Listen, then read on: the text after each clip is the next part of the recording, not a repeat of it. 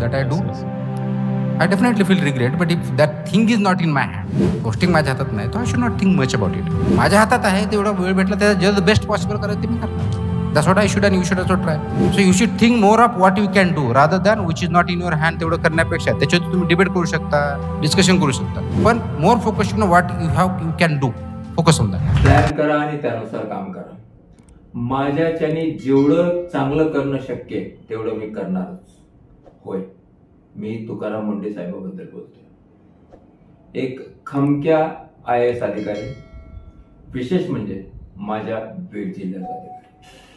ताळसोन्ना या गावी ज्यांचा जन्म झाला, ज्यांनी शेतकरी कुटुंबात जन्म घेतला, अथक मेहनत करून साधं जीवन जगत ते IAS झाले. पण शिस्तबद्ध स्वभाव, कडक स्वभाव, कोणाचीही पार्सलिटी नाही आणि या सगळ्या गोष्टीमुळे त्यांच्या वारंवार बदल्या होत राहिल्या. पण आजची झालेली बदली मात्र दिव्यांगजनासाठी दिवाळी किंवा पर्व असंच म्हणावं लागेल. तुकाराम मुंडे साहेब हे असंघटित कामगार आयुक्त होते आणि त्या पदावरून आज त्यांची बदली दिव्यांग कल्याण विभागाच्या सचिवपदी करण्यात आलेली आहे. मित्रांनो, दिव्यांगाचं हित साधण्यासाठी राज्याच्या पातळीवर आणि देशाच्या पातळीवर एक खमक्या अधिकारी असणं गरजेचं आहे आणि तो अधिकारी आपल्याला मिळतोय. दिव्यांगजनाच्या असंख्य अडचणी आहेत आणि त्या अडचणी सोडवण्यासाठीचं व्यासपीठ जरुरी होतं आणि मुंडे साहेब हे आपल्यासाठी मिळालेलं पक्क व्यासपीठ. होय, जे कधीच कुणाच्या भिकेला ज्यांनी ओ घातली नाही, कधीच कुणाला ज्यांनी स्वतःच्या स्वार्थासाठी जवळ केलं नाही. विशेष म्हणजे ज्यावेळेस ते नोकरीला लागले त्या दिवशीपासून त्यांनी शाकाहार सुरू केला. होय, आपल्याला वाटतं याच्यात काय एवढं मोठं, पण शाकाहार सुरू करण्याच्या मागचं कारण असं होतं की मी शाकाहारीच आहे, तर मला पार्टीला कोणी बोलवणार नाही, मी कोणाचा मिंदा राहणार नाही आणि मी माझं कार्य सक्षम आणि खंबीरपणे करत आहे. याच्याच बरोबर एक छोटासा किस्सा सांगा वाटतो. सोलापूर जिल्ह्यात ज्यावेळेस मुंडे साहेब जिल्हाधिकारी होते आणि काही कामानिमित्त ते पुण्याला चालले होते, परतीच्या प्रवासामध्ये त्यांना जाणवलं की काही वाळूचे ट्रक आहेत. त्यांना शंका आली आणि त्यांनी पुण्याच्या कलेक्टरला याबद्दल सांगितलं. ताबडतोब त्या वाळूच्या गाड्यावर कारवाई करण्यात आली. हे तुकाराम मुंडे साहेब आणि ते आज आपल्याला आयुक्तपद भेटले. मुंडे साहेब, तुमच्याबद्दल शुभेच्छांचा वर्षाव होतोय प्रत्येक दिव्यांगाच्या ग्रुपवर आणि प्रत्येक दिव्यांग आज मनोमनी खुश आहे. कारण दिव्यांगाच्या कितीतरी गोष्टी या फक्त कागदावरच आहेत असं बोला वाटतं. थोडस जर बोलायचं म्हणलं याच्यामध्ये स्पष्ट, तर अंत्योदय रेशन कार्ड असू द्या, पेन्शन साठीचे स्कीमचे फॉर्म्स भरणं, या सगळ्या गोष्टी असू द्या, या ठिकाणी दिव्यांगजनांना फक्त हेलपाटे मारावे लागतात. परिपत्रकांचा अभ्यास नसतो, आमच्याकडे हे नाहीच आहे असं सरळ बोललं जातं आणि तो दिव्यांग हतबल होऊन हेलपाटेच मारत राहतो. कारण जर दिव्यांग महाराष्ट्रामधले पाहिले तर 20% दिव्यांग थोडासा व्यवस्थित असेल, पण 80% दिव्यांगाचं जीवन हे मात्र दुःखाचं, कष्टी आणि त्रासदायक आहे. आणि याच्यासाठी वाचा फोडणारा एक हक्काचा माणूस पाहिजे होता आणि मुंडे साहेबांच्या रूपाने तो माणूस आज आम्हाला भेटला. एसटी महामंडळाचं उदाहरणादाखल बोलायचं म्हणलं तर एसटी महामंडळामध्ये ज्यावेळेस एसटी बसनी ज्यावेळेस एखादा दिव्यांग प्रवास करतो, परिपत्रक काढलेले त्या जागेवर दिव्यांगजनाचाच अधिकार आहे. एसटी कुठून निघली, कुठपर्यंत जाणार आहे याचा काही संबंध न ठेवता हे परिपत्रक 1 वर्षापूर्वी काढलेलं असताना एसटीच्या कंडक्टर आणि ड्रायव्हरला याच्याबद्दल माहितीच नाही. त्याच्यापेक्षा पुढचं आगार प्रमुख जे खुर्चीवर बसलेले असतात त्यांच्या ऑफिसमध्ये, त्यांना पण या गोष्टीची माहिती नाही. याच्यापेक्षा खेदाची गोष्ट कोणती? आणि हेच दिव्यांगाच्या नशिबी का? त्याच्यात पुढचं जाऊन म्हणायचं म्हणलं, सदृढ माणूस, सदृढ व्यक्ती चिरीमेरी देऊन कॉम्प्युटरवर फोटो एडिट करून स्वतःचं खोटं दिव्यांग ओळखपत्र बनवतो. कशासाठी? तर 2 रुपये एसटीतले वाचण्यासाठी. हे झालं एसटीचं साधं उदाहरण.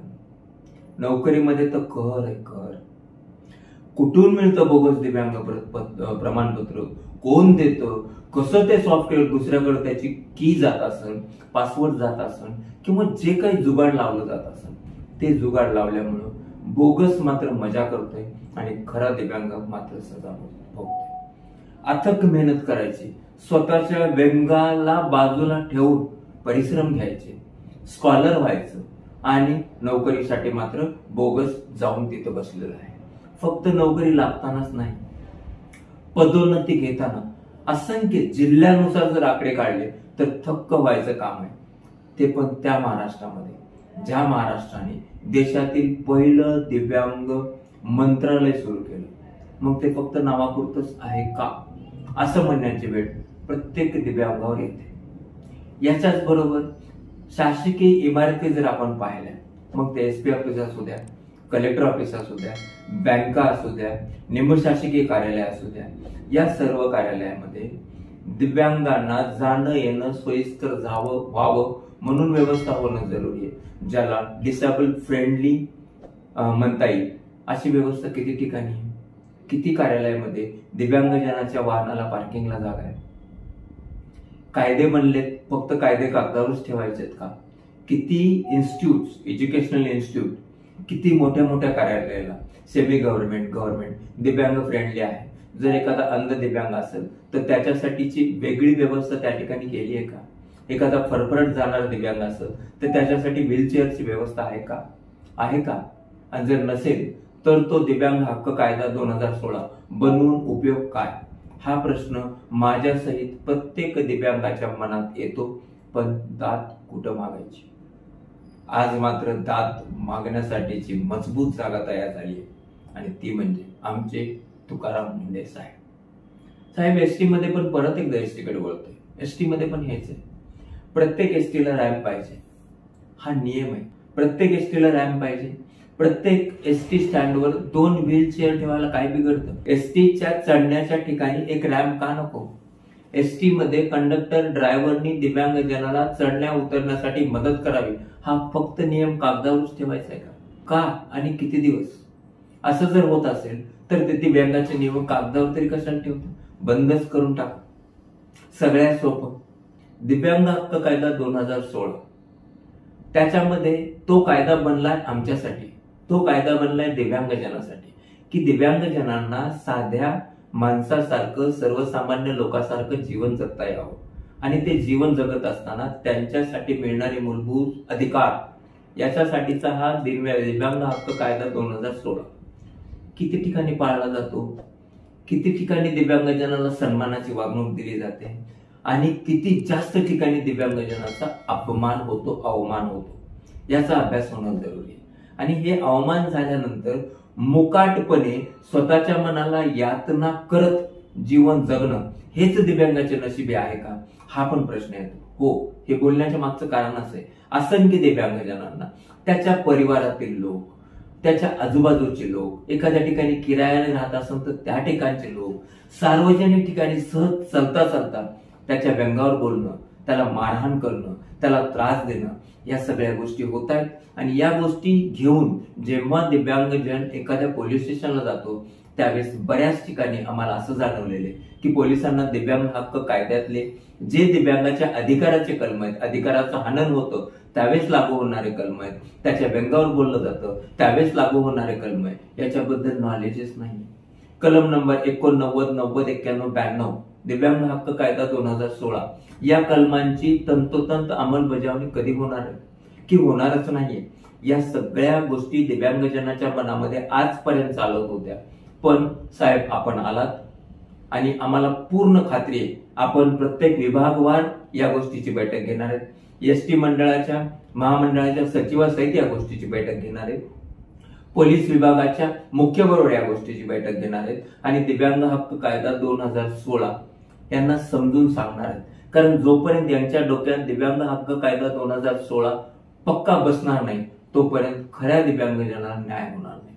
आजच्या व्हिडिओच्या माध्यमातून त्या बोगस छाप दिव्यांगजनाला एक तंबी देतोय, एक वॉर्निंग देतोय. आतापर्यंत तुमचं धकलं, इथून पुढे मात्र खमके अधिकारी आलेला आहे. त्याच्यामुळे तुमच्याकडे जे बोगस फिगस कार्ड, UDID काय जे बनवलेलं असेल ना चक्क चक्क जाळून टाका आणि गपचूप गोडगुमानी सदृढ माणसासारखं जगा आणि खऱ्या दिव्यांगजनाचा अधिकार लुटू नका. मुंडे साहेब, तुम्ही हे करणारच आहेत, मला माहिती आहे. सरकारी नोकरीमध्ये जे बोगस दिव्यांग लागलेत ना, त्यांना तुम्ही असं खड्यासारखं उचलून फेकणार याची शाश्वती मला नाही, खऱ्या प्रत्येक दिव्यांगाला याची शाश्वती आपण हे करणारच आहे. आम्ही सर्व दिव्यांग आपल्या बरोबर आहोत आणि विशेष आज सर्व दिव्यांग बांधवाच्या वतीने आपली सचिवपदी नियुक्ती झाल्याबद्दल खूप खूप हार्दिक मनपूर्वक शुभेच्छा. नमस्कार सर.